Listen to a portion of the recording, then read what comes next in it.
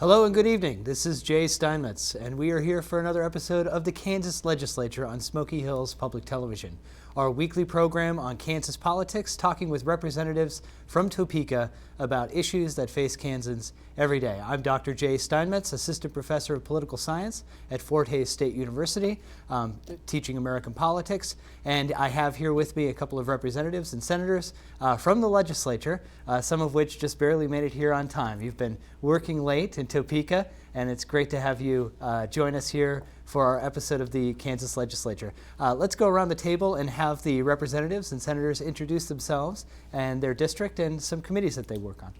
All right, thank you, Jay. I'm Troy Waymaster, State Representative for the 109th Kansas House District. I reside in Bunker Hill, Kansas, which is in Russell County. I have the following counties of Russell, Osborne, Smith, Jewell, Lincoln, Barton, and Rush. And I'm the chairman of the Appropriations Committee, and I also serve on the State Finance Council. Senator Rick Billinger. I serve in the 40th District, which includes 14 counties. My counties are Cheyenne, Decatur, Rollins, Norton, Phillips, Graham, Sheridan, Thomas, Sherman, Wallace, Logan, Gove, Trigo, and Ellis. And I serve on quite a few different committees there in the Senate. I am on the Ag Committee. I also serve as Vice Chair of Financial Institutions, Insurance, Pensions, and Benefits, and I am the Vice Chair of Ways and Means, which does the budget in the Senate. I also chair 3 of the 7 subcommittees that I serve on budget committees that we split up during the session and do subcommittees on the budget work. I also serve as chair of the Buildings and Construction Committee and serve on the Transportation Task Force. It's come up with the new 10-year plan. I'm on the 911 Commission and a couple of others. I appreciate the opportunity to be here today. Thank you, Rick. And Adam? Okay. My name is Adam Smith, and I serve the 120th District. It's 6 counties up in northwest Kansas. And before I get started, I want to say hi to my 3 little kids at home. They'll be in bed by the time I get home. So hello to Austin, Caitlin, and Allison. I serve on 3 different committees in the House of Representatives: the Education Committee, the K-12 Budget Committee, and I also chair the Rural Revitalization Committee. Wonderful, great. So this is a call-in program, and our number here to call in is 1-800-337-4788. We encourage calls from all over Kansas on any topic that you're interested in that these representatives from Topeka can answer and try to give you some context. Again, that phone number is 1-800-337-4788. We look forward to your calls. Let's jump right into it, gentlemen, with a couple of questions. Let's start with Medicaid expansion. So support among Kansas seems high, looking at some polls, but the legislature has been slow to move on the possibility. Where do you each individually stand on Medicaid expansion? And can you give us some idea of where in the process we currently are with that possibility? Let's begin with Troy. Well, actually, that changed after today.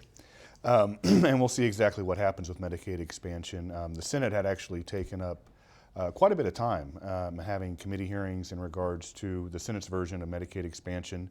The House passed a version last year, but never moved anywhere in the Senate. However, after the vote from today in the House, where the constitutional amendment regarding abortion failed to become on the ballot, there's been some rumblings that Medicaid expansion will basically halt until something is happening with the constitutional amendment. Personally, I have some concerns with Medicaid expansion. Although it will help our rural hospitals, it will not save our rural hospitals, which I think is a misnomer that a lot of people believe that it will save the rural hospitals or rural health care in western Kansas. And then my biggest concern is what it's going to cost the state of Kansas. Now, there is a 90-10 split between the federal government and the state of Kansas. The federal dollars will come in, but the state of Kansas also has to pick up 10% of that. And right now, we don't even know what that cost is going to be. And when we're trying to put a budget together, it's very hard to put a variable in place when you don't know what the dollar amount is going to be. Right now, that number can vary from, depending on who you talk to, $40 to $120 million annually. So when you have that big of a variance on how much it's going to cost, and we have other things that we need to restructure with our budget.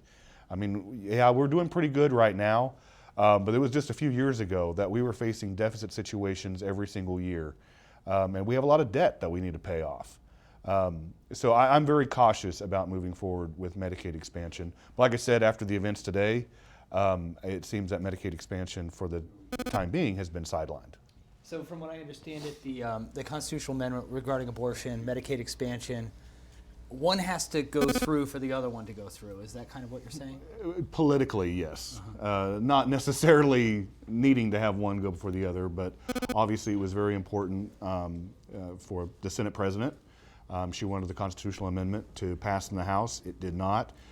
So there was a maneuver done late this afternoon that all health bills were sent back to committee, Health Committee, and basically said nothing is going to happen until the constitutional amendment regarding abortion is passed by the House. Rick, Medicaid expansion, stance on the issue, where you feel like we should go here in the future with the possibility? Well, Jay, I would tell you that Senator Denning, who's the majority leader in the Senate, has worked for 2 years on trying to figure out what has worked in other states, what we can do and what we can't do, what hasn't worked. And he's come up with some very, very good policy in his plan. One of it is reinsurance. It has a premium that requires applicants to pay a premium. There's a type of work component in there. Most folks think that if you're going to be on Medicaid and you're able to work, you should work. Well, so far, no state's been able to implement that. I mean, they've passed it, but courts have blocked it, and they've not figured out how to really make the process work at this point in time. And you know, he's got a reinsurance piece in there, which will keep as many folks as possible on private insurance. And I know there's a lot of folks in the Senate would like to see drug testing, make sure that, you know, whoever's getting free dollars passes a drug test. I mean, you have to pass a drug test to get a job, so I think that's important. I think proof of citizenship is another thing that's being talked about a lot in the Senate. And so, you know, it's a work in progress, but I think Senator Denning has come up with some good options to try to keep as many folks on private insurance, because that's part of the issue. And Troy touched on the costs.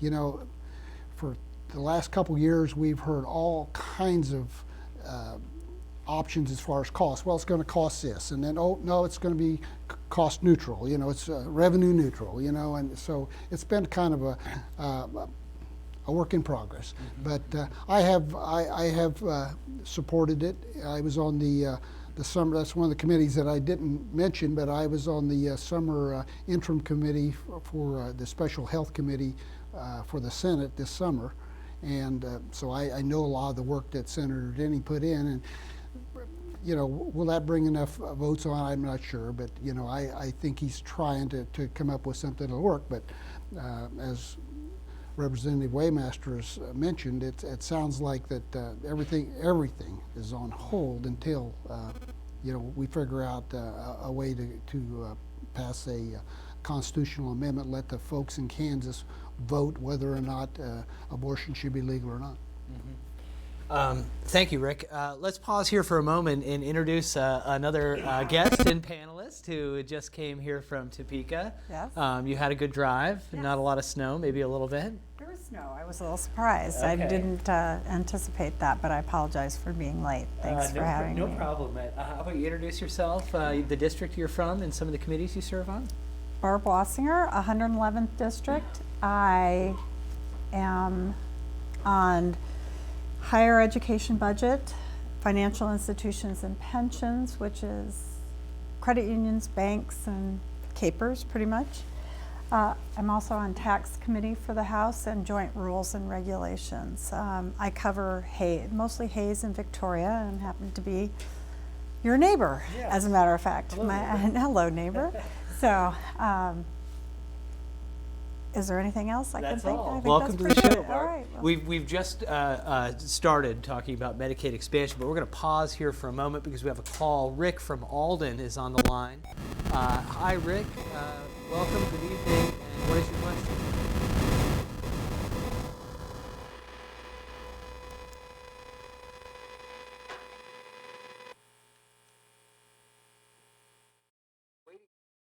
We might have lost him. Let's see if we can pick him back up again.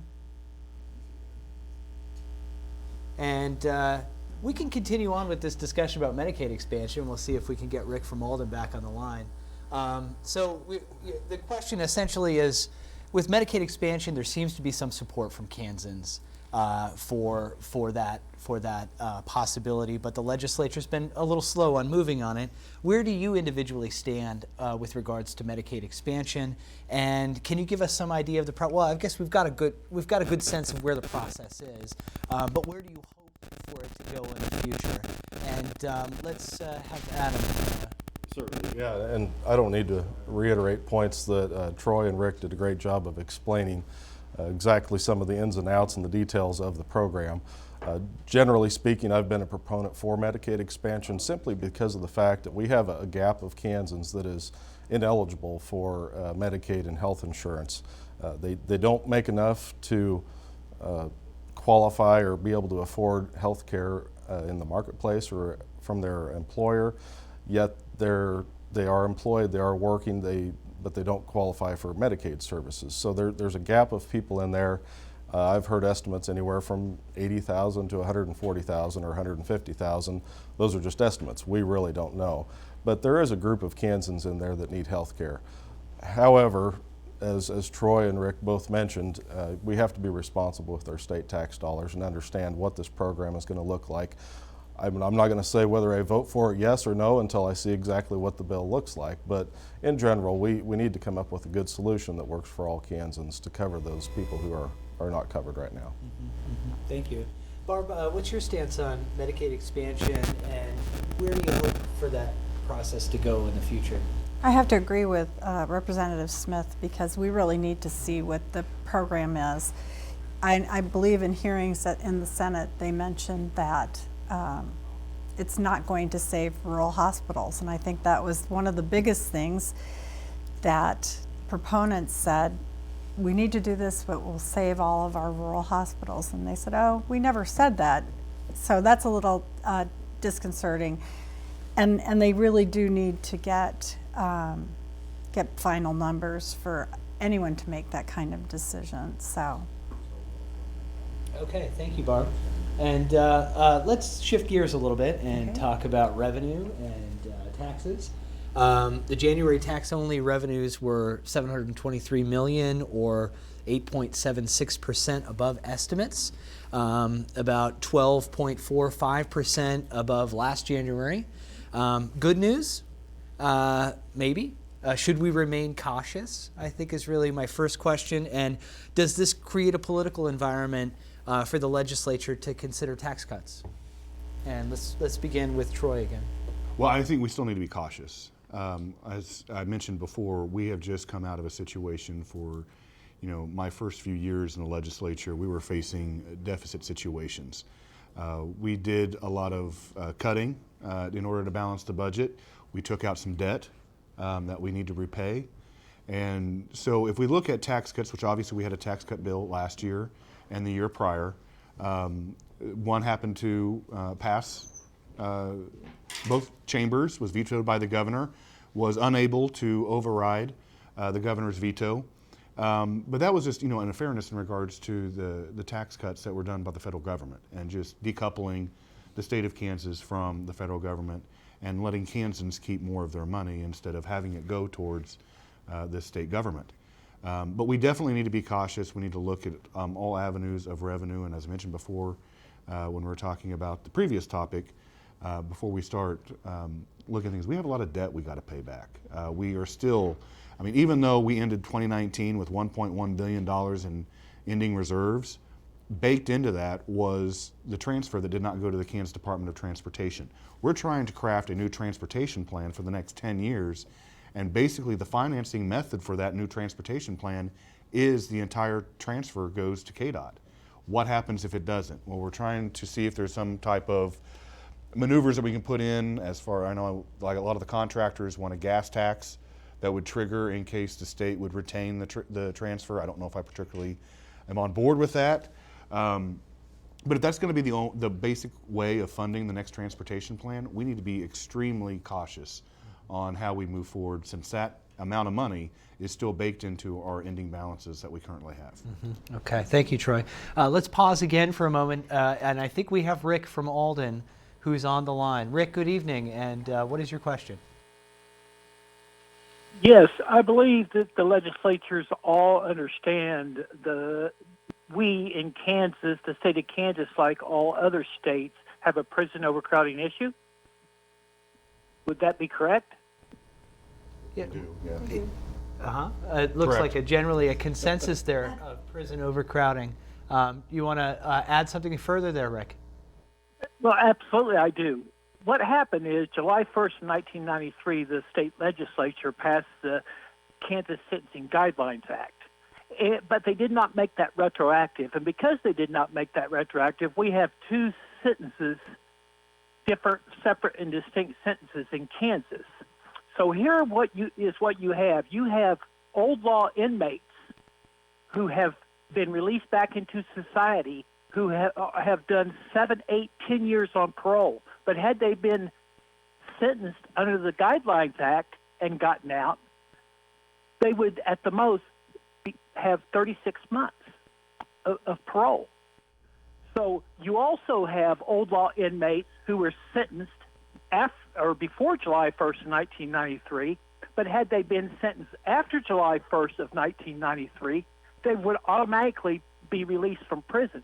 But because you have the Prisoner Review Board, these same individuals are getting passed time and time again, and they remain incarcerated. So that seems unfair and unjust to me. So Yeah, repeat thank you, Rick. I appreciate the question. Let's hear some thoughts. It seems like Rick is bringing up the question of fairness here between an old criminal law and new. Thoughts? There are a lot of committees going on right now, and I know for one, a friend of mine is on juvenile justice reform. All of the sentencing guidelines all need to be looked into and adjusted. Unfortunately, I know in our county jails, the majority of our prisoners are really mental health patients that have self-medicated, and we need to figure out a way how to deal with the mental health of Kansans so that we can keep them out of jails that are feeding into the larger jail system. So I know that the legislature is working on it now, trying to really figure that out. I was not aware of the change in the sentencing that was causing the problems that you were speaking of. Rick, sorry to call you by your first name. I don't know your last name. But I would certainly look into that. I had no idea. So, Any other thoughts about comment and question from Rick? I guess I'd just say I don't serve on judiciary, but listening to what Rick said, it sounded like he said 1993. I don't know how many of the prison population, that's 27 years, I don't know how many of the prison population that we have right now with the overcrowding, how many have been in there for 30 years or so, and I don't know how many people that would affect. You know, there's constantly a new influx of prisoners just in the last 15, 20 years. I would like to see how much that, I'm not saying that it's not relevant, but I would like to see how many inmates that actually impacts. Well, another thing that kind of added to the prison overcrowding that we have now is that we have Lansing offline. We're building a new Lansing prison right now, and that should be coming back on in 2020. They're moving prisoners in now. They are moving prisoners in. And right now we have a contract, we just went into a contract with Core Civic and moving some inmates to Arizona to lessen some of the overcrowding that was going on, especially everybody talks about El Dorado. But Barb is exactly right. This last September we did a mental health tour across the state of Kansas, and our first stop was El Dorado Prison, and we went into the mental health ward of that prison. I mean, it was very enlightening. I mean, exactly what goes on within those walls. And then we also visited many other mental health facilities across the state of Kansas, namely one in Wichita, where basically police officers will find somebody with a mental health issue and basically drop them off at the back door of this facility, and then they take care of them for a couple of days, and then they're released, and then they come back. I mean, so it's just a revolving door. And Barb's right. We need to address mental health along with prison overcrowding. Any comments you want to add, Rick? You know, one of the budgets that I had in subcommittee was corrections. And they are in the process of putting folks into the new facility at Lansing. And then they're going to move some folks around that they had a shuffle and they double bunked and so forth. So it is overcrowded when we start talking double bunking and things like that. And it's no wonder that we have some violence issues and things like that. But I think one of the steps that we did take in putting this new facility at Lansing is going to help improve things considerably. And then there is also, they're going to do some remodeling on an empty facility at El Dorado, so we're going to add beds there, and another facility we're going to add some more beds. So we are going to hopefully get to where we're not overpopulated. I don't know if you're aware of the drug court in Ellis County. I know they have one in Saline County, and I'm not sure how many other counties have it. But they are also trying to put people into a program, and I believe it's 18 months.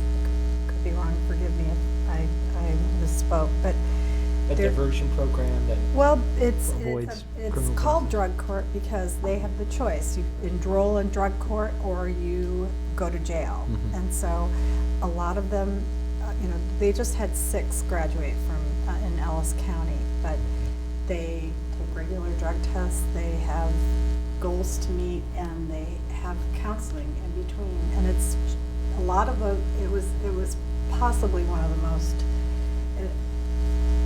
exciting graduations I've been to, where some of these people that were, their first choice was jail or drug court, and they were getting their kids back. So I think there's a lot of grassroots efforts. This is going on across the nation. So I mean, that's just a small group of people right now, but it's a start, and we have to start anywhere we can to try to help people get back on their feet and back into the workforce.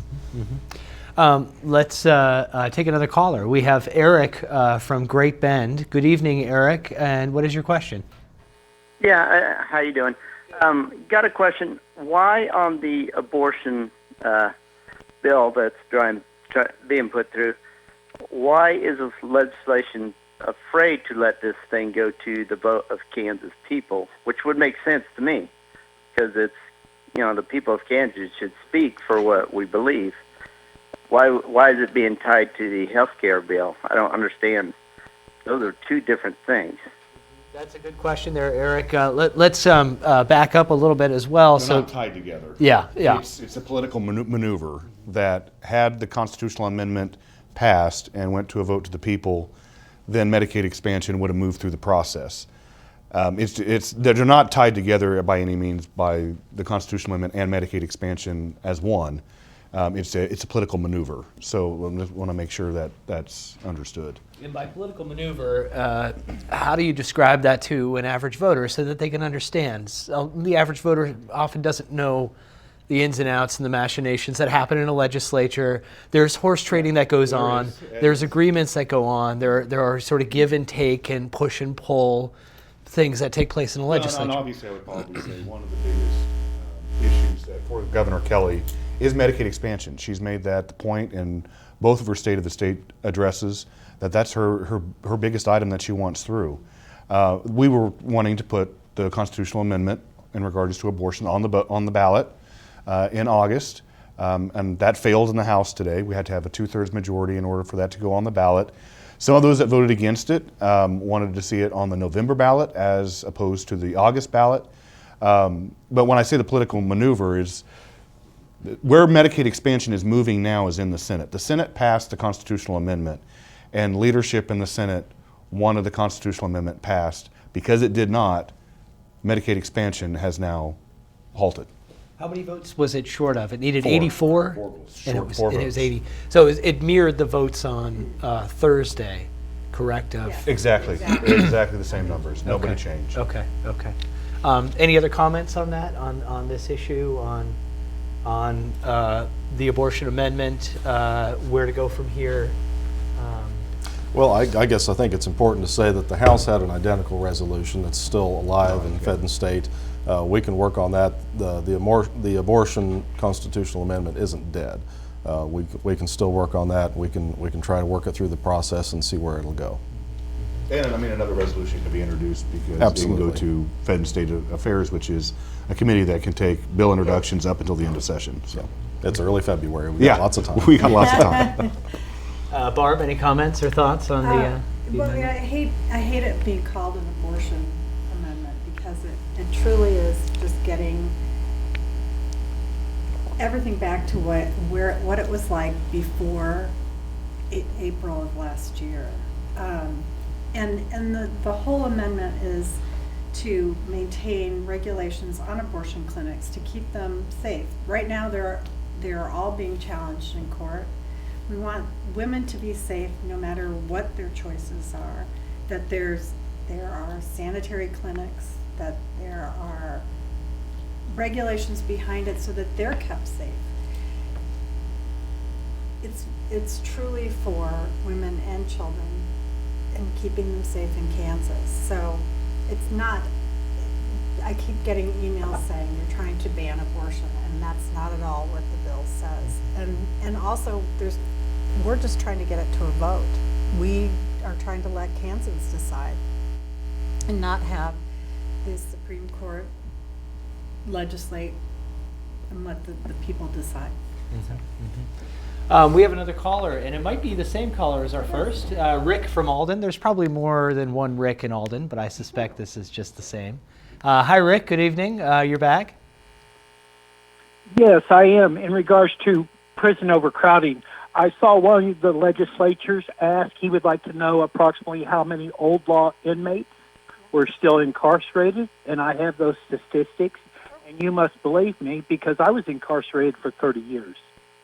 You have between 400 and 600 old law inmates who have done 30 years or more continuously to be incarcerated because you have a prisoner review board, each member of whom you pay $75,000 a year to keep them in prison. Now, had they been convicted of the exact same crimes prior to July 1st of 1993, they would have automatically been released without ever seeing a parole board years and years ago. Therein lies your problem with the prison overcrowding. Great comment, Rick. I appreciate it. Any response there? No, that answers the question. I was just curious how many what the numbers were we were actually looking at. Thank you. Yeah. Any other comments there from Rick? I don't have any. Okay. Well, let's move on. I want to continue to talk about taxes and revenues, and we got a little bit from Troy on that one. But do we have any other comments about that? Revenue projections are up.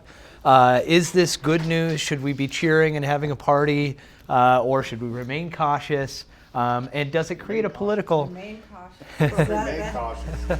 But one thing I want to add is, we tend to have short memories. So if we remember just 2 or 3 years ago, we've been working on school finance. When the Supreme Court finally settled on what that dollar amount was that we needed, it was too expensive to do all in 1 year. So we have escalating payments still going into school finance. We have to be very careful for the next 2 years because when we first passed that, the projections, we couldn't afford that.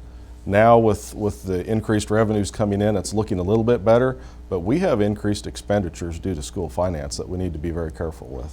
So would you be cautious in the sense of pursuing tax cuts in this kind of environment?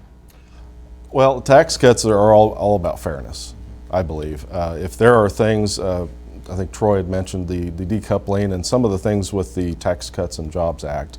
Some of those things need to happen because it's not necessarily a tax cut, it's about tax equity and treating businesses and individuals fairly.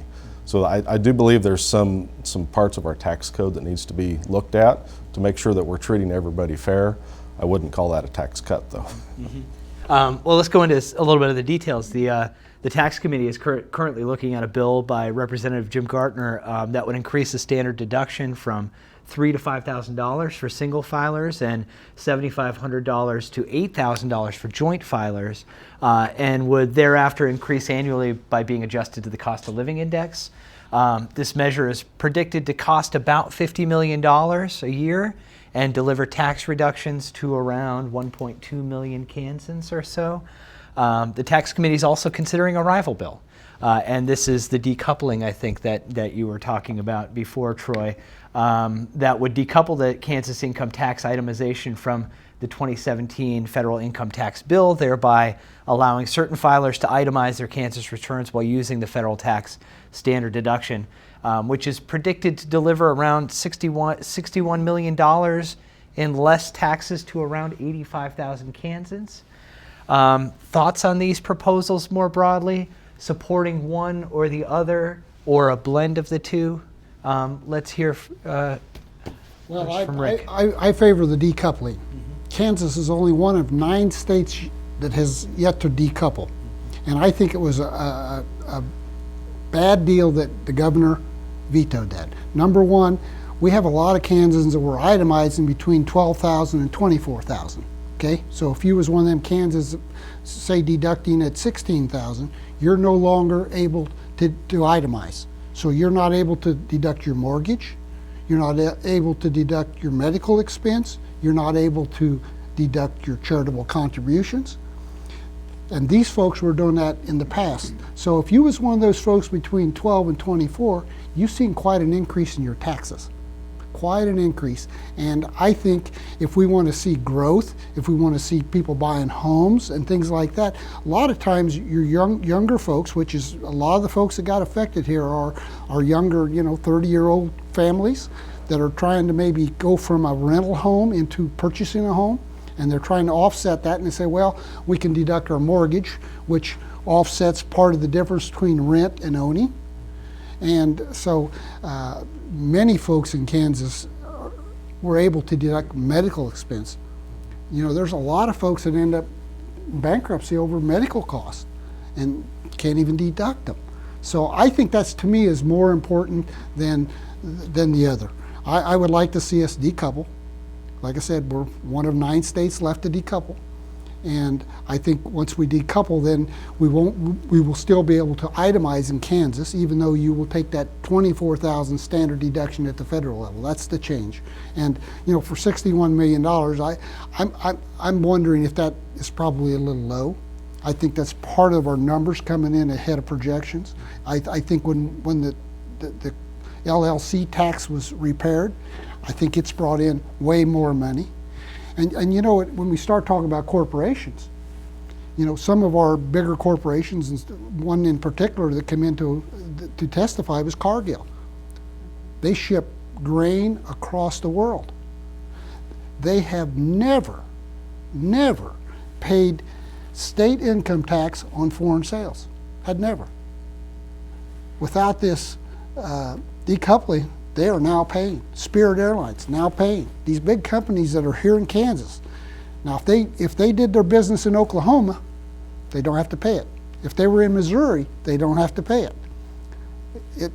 We're one of 9 states that they have to pay it in, so I think it's detrimental to business also. Barb, any thoughts about this? Supporting one over the other, reasons for it, or maybe a blend of the two?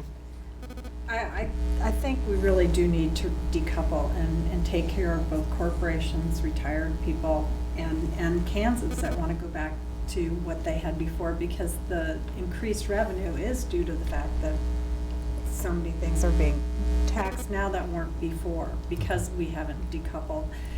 It's tempting to do larger itemized deductions, and the reason being is that Kansas does not have a good auditing system for auditing tax returns of people who itemize to check on that. So there would be some hiring of new revenue full-time employees in order to do that.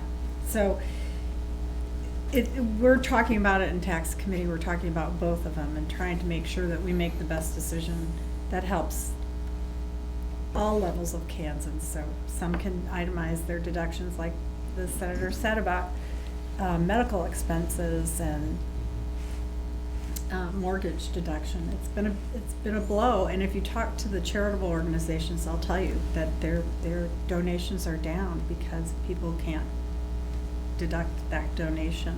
So we're looking really closely into it, and I think in the end, decoupling will be the best for most Kansans. Adam, some thoughts about that? And if I can add too as well, putting a little bit more pressure on that other side, the increasing that standard deduction for single filers and for joint filers would deliver tax reductions to a larger aggregate number of Kansans, 1.2 as opposed to roughly around 85,000 or so. Additional thoughts on this blend of the two? I just want to start off first by explaining to the average viewer who may not understand what decoupling is. The Kansas tax code, to simplify our tax code, we've tied certain provisions together with the federal tax code that basically says if the federal government makes changes in their tax code, Kansas law automatically follows what the federal government tax code has done. So when we say decoupling, we're trying to decouple our tax code from the federal tax code and create our own provisions for that specific policy. In regards to what Senator Billinger said, I completely agree that there are sections that need to be decoupled. And just to go back to what I said earlier, it's about equity and fairness. However, I've always been a proponent of increasing that standard deduction. That is income tax relief that goes straight to every single Kansan that pays income tax. The problem is it's very expensive to increase it because it hasn't been changed. I don't remember. It's been a couple years since I've been on tax. The single deduction hasn't changed since 1993. That sounds correct. And Stuff happened in 1993. yes, it did.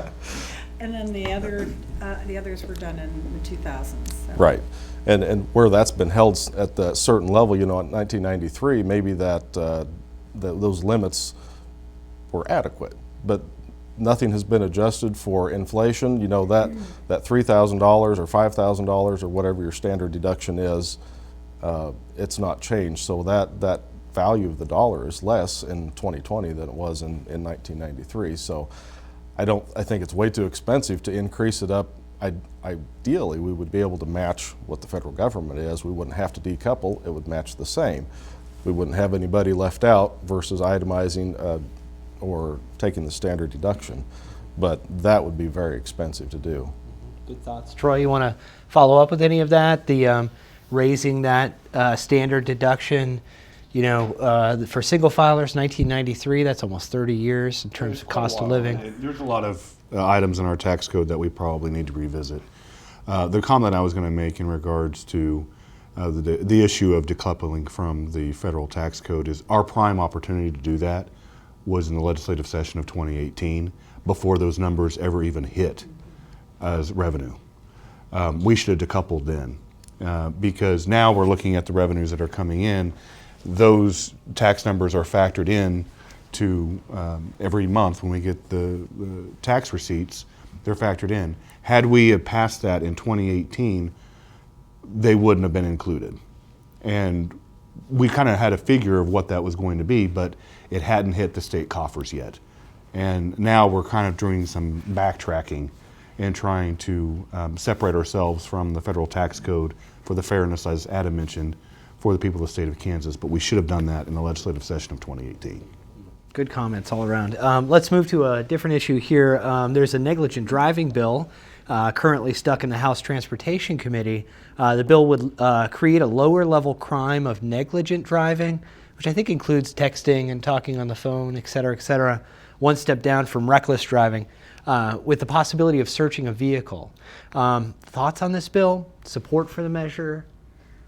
I haven't heard anything about the bill, so I really can't comment on it because when you mentioned it before we got on the show, I didn't know what was what bill was in the Transportation Committee or how the hearing went. I mean, I don't. Yeah, I'm not on transportation, and I know nothing about the bill either. I mean, it's not been out of committee. Yeah, I mean, it's. Any thoughts from? I guess I'll just say I drive, it's about 370 miles from my house to the Capitol, and I put a lot of miles on, and there's a lot of people looking at their phones while they're driving down interstate, and I'm just thinking, golly, it's, number one, how do you enforce that, though? It's very difficult. I'm not sure. I haven't read the bill exactly to see what it says, but I agree something needs to be done. There's a lot of distraction, whether it's the phone or the radio or whatever's going on in the car. I'd like to read the bill and see exactly what it does. Well, let's move on. Let's take up a different issue here. We talk a lot about rural development on this program, and it's a complex issue, right? There's an employment piece to it. There's an affordable housing piece to it, environment, immigration, a lot of different components. Let me just focus on the employment piece of the puzzle, okay? What are some of the ways, some specific ways in which Kansas, and Western Kansas in particular, can attract employers with livable wage jobs and benefits? And let's go with Barb first. Boy, if I had the answer to that question, I would be way out and I'd be in the governor's mansion tomorrow. But It's a tough question. It's an important one, It's a but very tough. tough question. It's interesting to go to some of these economic development meetings because there are pockets of economic development within the state of Kansas that's they're tackling those problems within their smaller communities, and I just visited with some of them this past week. So one community had problems with daycare, and so they all of the private businesses and people in town got together with the economic development director, and they started a daycare in the town, and they were able to take care of some of these. So I think there's a lot of plans on how to do it. We just have to get it implemented, but I wish I knew the answer. Thoughts on how to attract good employers, livable wage jobs, the kind of benefits that full-time workers need and want in order to grow Western Kansas? How much time do we have? Obviously, I served on the Rural Revitalization Committee as vice chair last year. I'm chairing that committee this year. We spent an entire year trying to answer that question. So I'm really struggling on how to drill this down in just a simple answer. Ultimately, it's kind of like Barb said, it's a unique answer for each community. And one of the things that we did a really good job last year, I felt, was getting good examples across the state of people that have had good success in their communities, get them to come in and visit with the committee, provide testimony on what worked in their community, what didn't. Maybe some other people can steal that idea and implement that in their community. One thing the entire committee agreed on is there's no one silver bullet perfect answer that's going to solve it for every single community. Even in 6 counties, I've got lots of various towns, very diverse. It would even be in northwest Kansas, in rural communities, it would be a different answer for each one of those communities. It's really difficult to nail down exactly what would help, but I think if I try to create a simple answer, it's just about getting a lot of resources that exist out into those communities and letting people understand what is available, connecting the people with the ideas and the entrepreneurs with the resources that the state does have available, and giving that jump start into the business. I think a huge component of this is rural broadband. We may not be able to get a lot of people that necessarily big companies to come out in rural areas, but you can get a lot of the entrepreneurs and people that can have online businesses that can also help get living wages within small communities. And there are so many dark spots, I hate to say dead spots, in Kansas that have no access to internet. And in fact, one of the assistants for the Speaker Pro Tem put on Facebook recently, she lives out in the country, and it said, your phone will update in 2 days. It was starting to update 2 days for where she lives. That's going to be a problem for a lot of rural people if they can't have access to online at all. So, Rick, any thoughts, ideas about employers, the economic piece of the puzzle of rural development? You know, a lot of ideas. Adam's correct. There's no silver bullet. I mean, I think what works in one community may not work in another. But I personally, I think the rural opportunity zones has been a piece of that has worked in some communities. We've been successful in bringing in, especially I have 7 counties along the border of Nebraska and Colorado. And they've been successful in bringing in some teachers, from Colorado, Nebraska. Oklahoma, I know they have, and I'm guessing probably Missouri. I haven't really heard that, but the others I have. Some doctors, some nurses. It's not a perfect deal, but I keep fighting. I want to see us continue with the rural opportunity zones. I know that there's been some push to try to maybe not continue with that program, but I think where it works well. And I think in my 14 counties, it's working pretty good. I mean, I'd like to see some enhancement. One of the things that we always hear is, we have our kids graduate from high school and they go off to college, and then we export them, a lot of them out of state, and they just don't come back. So, if we could figure out how to bring our kids back home, I think it would, and here again, I don't know what that silver bullet is, but something to entice these kids when you graduate from college to maybe have a degree that you'd come home. Yes, we get some, but maybe their parents are involved in agriculture and they're going to come home and take over the farm, But I think once in a while we may have a doctor or a nurse that gets into a program with the county where they'll help them with their education if they'll come back and spend a certain amount of years in trade-off for the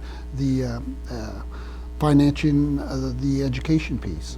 So, quick thoughts on that, Troy? Employers and rural opportunity zones? In regards to the rural opportunity zones, actually there was an audit that was conducted this last interim by the legislative post-audit.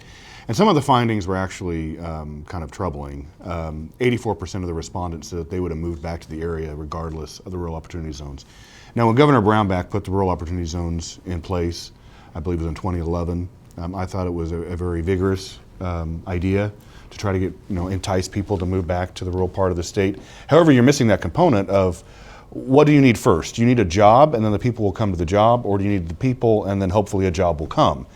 And so that's why a couple years ago I introduced the Ad-Astra Rural Jobs Act, which was to incentivize companies to move into rural areas of the state. Fortunately, it did not pass through the legislature. It passed the House, but the Senate didn't take it up. And that was supposed to mirror with the rural opportunity zones. Actually, right now I've been asked to serve with the Department of Commerce on the future of the rural opportunity zones. How are we going to have that program go into the next few years? What changes might we make? What's working, what isn't? We're supposed to have our first meeting today at 3 p.m. However, we're on the House floor. So we had to cancel the meeting, so I don't have any update on what we had discussed. The other thing is early in the session this year, there were a lot of rural issues that was addressed by the House, and they came up with the Make Kansas Work Plan. And so that is going to address a lot of things such as scholarships for students who want to go to a technical or trade school, the Rural Healthcare Initiative Fund for our rural healthcare facilities, other than 5 counties, but all the other counties in the state of Kansas will be included in that. A reduced tax for seniors with the Social Security exemption, home ownership for rural housing, and the Targeted Employment Act. And so if you want to learn more information about it, you can go to makekansaswork.com. Great, wonderful. We have another caller here, but before, let me just reiterate, we have a small amount of time left for some more callers. That phone number to call is 1-800-337-4788. You can call with any questions that you have for our representatives on the panel. And we have a call from Liz in Prairie View. Good evening, Liz. What is your question? I have a question. In northwest Kansas, the suicide rate has increased dramatically, and the mental health services are lacking. Most places there's not even any. How would you propose to get increased mental health care services to northwest Kansas? Yeah, great question from Liz, and it fits right in with what we're talking about with rural development, right? How do you bring these services into rural areas? So many counties in Kansas don't have any mental health facilities. We just lost a service. We just lost one in Hayes.